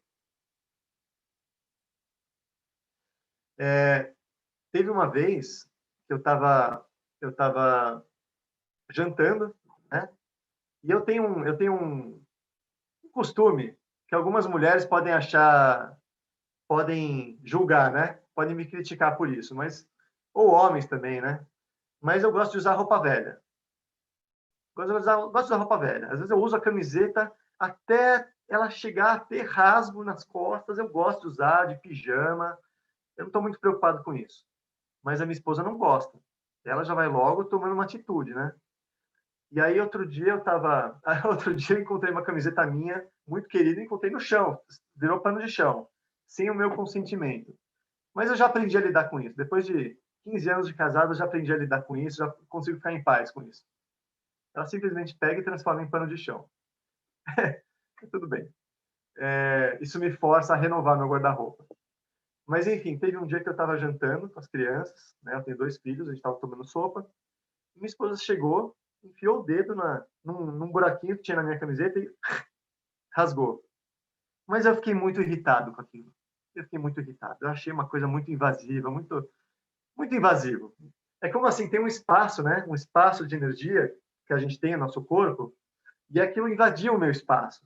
Eu fiquei muito, me senti muito invadido, fiquei muito irritado. Aí na hora, assim, eu falei, para com isso, o que é isso, tal? Eu falei firme, né? Que é isso? Minha camiseta, tal. Ela, que camiseta isso aí? Isso aí já está quase virando pano de chão. Ainda tirou uma onda comigo. E meus filhos só observando aquela quase discussão, né, entre eu e minha mulher. Aí, beleza, eu respirei fundo e continuei comendo minha sopa. Daqui a pouco ela chegou, enfiou o dedo e puxou mais um pouco. Aí eu parei assim, larguei a colher, respirei fundo, fechei o olho, assim, eu me apoiei assim na mesa, fiz assim, comecei a respirar para eu me acalmar, porque eu percebi que eu fiquei muito irritado, muito irritado. Ela me provocou, né? Escancaradamente. Ela estava se divertindo com a minha irritação. Mas eu comecei a, a me acalmar, comecei a respirar para me acalmar. E o meu filho perguntou, pai, o que você está fazendo? Eu falei, estou me acalmando, filho. Estou muito irritado agora com o que aconteceu, eu estou me acalmando. E fiquei um tempo, respirando. Então, lógico, depois eu conversei com a minha esposa, que eu não gostei, por que eu não gostei, ela percebeu que ela pisou na bola, que ela não precisaria ter feito isso, que ela achou que eu não ia ficar tão irritado. Enfim, a gente conversou, chegou nos acordos, como fazer quando a roupa estiver velha, para não acontecer isso e tal. Mas aquilo serviu de aprendizado para as crianças, porque eles estão observando a gente, eles estão sempre observando a gente. Então, eles observaram como é que eu agi com aquela situação. Então, o que eu fiz? Eu percebi o que eu estava sentindo, eu dei nome para o que eu estava sentindo, eu falei, estou irritado. Eu procurei me acalmar, eu trouxe consciência para aquilo que eu estava sentindo. Então, eu estou ajudando eles. O que eu estou fazendo com isso? Estou ajudando eles a, quando eles se sentirem irritados com alguma coisa que alguém fizer, eles perceberem que eles estão irritados. E perceberem que eles têm outras formas de lidar com a irritação que são diferentes de bater na pessoa, de gritar com a pessoa. Às vezes, a gente até precisa gritar, precisa falar mais firme para impor alguns limites. Às vezes pode ser necessário, inclusive para um jovem numa escola, né, para se defender. Mas muitas vezes não é necessário. Então, isso eu não fiquei falando blá, blá, blá, blá, blá, blá. Eu mostrei como é que eu ajo. E eu ensinei algo para eles naquele momento. Então, eu vejo que a principal forma de ensinar as crianças a praticar isso, a trazer isso para a realidade delas, é os adultos servindo de exemplo. Eles aprendem muito mais com o exemplo dos adultos do que com qualquer discurso e qualquer explicação teórica. Tá? Isso, por exemplo, um professor, quando vê que uma criança está com dificuldade para entender alguma coisa, poxa, tem muitas formas de lidar com isso. O professor pode lidar de uma forma debochando da criança, de você não está entendendo, tal. Faz a criança ficar com vergonha pelo fato dela não estar entendendo. Ou ela pode ter empatia pela criança. Pode se sensibilizar com aquela dificuldade. E aí cada professor vai encontrar um jeito, né, de como colocar em prática essa não violência na relação entre professor e aluno. Mas tudo começa com essa postura interna de empatia, de não julgamento, de compreensão. E a criança sente. A criança, o jovem, sente quando o adulto está partindo de um lugar de empatia. Ela sente. E quando ela se sente compreendida, quando ela se sente respeitada, ela está construindo valores dentro dela. Ela está construindo um repertório dentro dela também. Para ela também ter empatia pelos outros, ela também ter respeito pelos outros. Então, o jeito com que o adulto lida com uma criança é algo de muita relevância na construção de um cidadão consciente, de um cidadão empático, de um cidadão respeitoso. Ele está aprendendo, ele está absorvendo aquilo. Então, por isso que eu defendo, assim, defendo, vai. É uma bandeira que eu carrego, vamos dizer assim, é uma bandeira que eu carrego. Que esse trabalho de trazer a comunicação não violenta para as escolas, ele tem que estar acompanhado de um trabalho com os adultos na escola. Tem que estar acompanhado. Os adultos têm que vivenciar isso.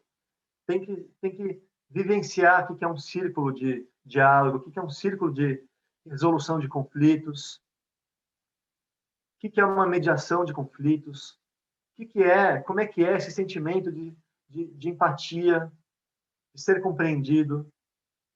E esse é um grande desafio, né? Porque tem muitas escolas querendo trazer as competências socioemocionais e aí trazem de uma forma assim como se fosse uma coisa extra que o professor tem que, eles colocam no colo do professor, pronto, agora você tem mais essa, tá? Você tem que ensinar isso para as crianças. Só que o próprio professor não recebe isso, não tem esse espaço para vivenciar isso. Ele não se sente compreendido na escola, no ambiente escolar. Então, como é que ele vai ter para dar algo que ele não tem, que ele não recebeu?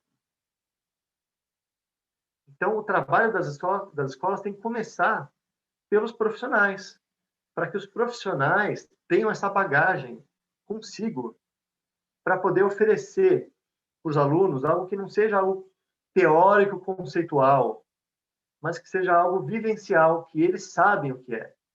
E eles praticam porque eles têm, porque eles receberam. E assim com os pais e filhos. Sabe, eu trabalho muito, eu gosto de trabalhar com pais e mães. Eu gosto de trabalhar com pais e mães, porque trabalhando com os pais e as mães, eles podem trazer isso para os filhos, para o seio familiar. Mais do que simplesmente fazer atividades com as crianças, para eles aprenderem isso ou aquilo. É a gente trabalhar com os pais. Quarta-feira eu vou dar uma palestra numa escola que faz um encontro de famílias. Então vai estar pais, professores e alunos. Então esse é um assunto que deve abranger a todos, toda a comunidade escolar. Todos precisam aprender isso. Então acho que eu respondi a pergunta, né? Como trazer isso para a escola? Tem muitas formas, mas só assim, abrindo o leque aqui do estudo, do nosso estudo. E aí a última pergunta, né? Como trazer isso para um nível nacional, né? Como trazer a comunicação não violenta para um nível de país? No caso de ter um conflito maior, por exemplo, na Colômbia, tal, como gerar esse diálogo não violento? Olha, é que isso tem muitas dimensões, tá? Tem negociações políticas, que isso pode ser trazido para negociações políticas, para negociações econômicas, de grande importância para a vida de um país. Essa postura dos negociadores, de compreender a necessidade do outro país, de compreender a necessidade do meu país e os interesses de uma forma que seja vantajosa para ambos. Então, isso pode ser trazido para um nível assim e pode ser trazido também para o dia a dia de um país que está, por exemplo, o Brasil, né? Não é só a Colômbia, o Brasil também está vivendo isso, de intensa polarização. É o que eu falei no começo. Intensa polarização de tudo quanto é tema. Cada dia aparece um novo tema que gera polarização entre a gente. E por que isso acontece? É o tema que está gerando polarização? São os partidos políticos? São as mídias sociais que estão sendo manipuladas e estão criando fake news? São também. Mas o que está gerando polarização? É o ser humano. O ser humano que ainda está se polarizando, que não aprendeu, ainda não sabe harmonizar dentro de si diferentes perspectivas, diferentes pontos de vista, diferentes preferências. Isso acontece na política, acontece na economia, acontece na cultura. É o ser humano, gente. É o ser humano. Nós precisamos trabalhar o ser humano. Porque se o ser humano tiver mais desenvolvido nesse sentido, não tem fake news que faça a gente se polarizar. Não tem partido político que faça a gente se polarizar. Então, eu sei que tem muitas pessoas que trabalham no nível da política. O meu pai é um militante, movimentos sociais, e eu acho muito legal isso, muito legal, muito louvável. No meu caso, não é tanto a minha bandeira. Eu apoio, eu incentivo, mas não é a minha bandeira. A minha bandeira é aquilo que eu dedico a minha energia é para trabalhar o ser humano. consciência do ser humano, sabe? Para que a gente saiba lidar com esses antagonismos todos que a gente tem contato no dia a dia. Então é isso, minha gente. A gente poderia ficar muito tempo falando, mas esse tema é muito amplo, é o que me vem agora de falar agora, tá? Viu, Carolina? Eu peço, lamento aí se você queria ouvir mais coisas, mas a gente teria que talvez entrar em temas mais específicos, tá? Para te atender melhor.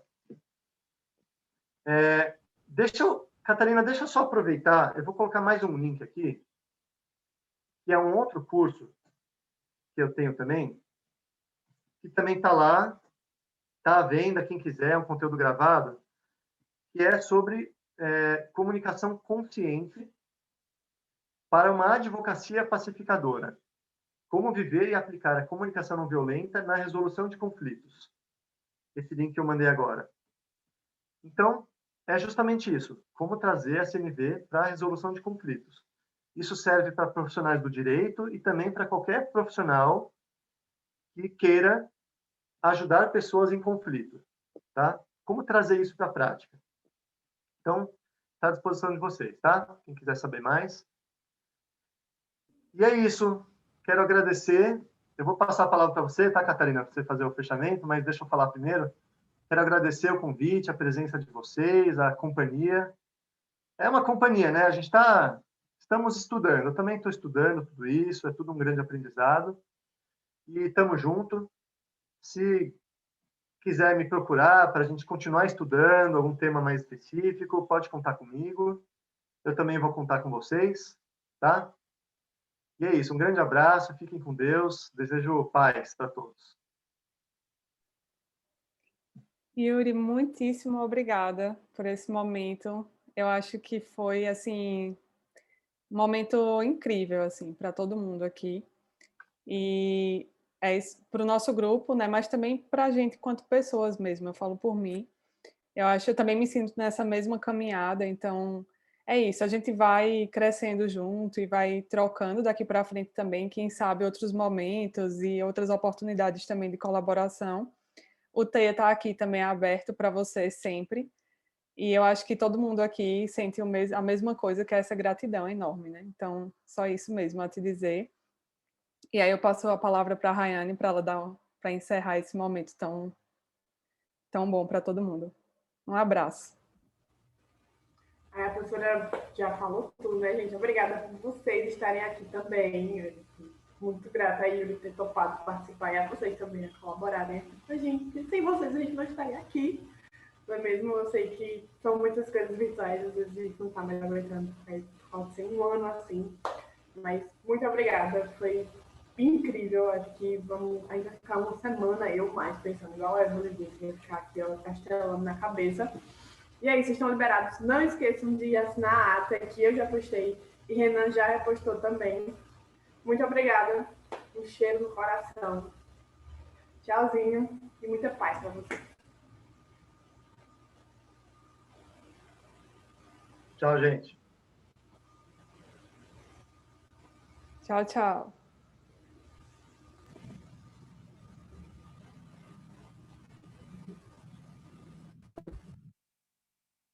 Rayane, tu é top de linha, menina.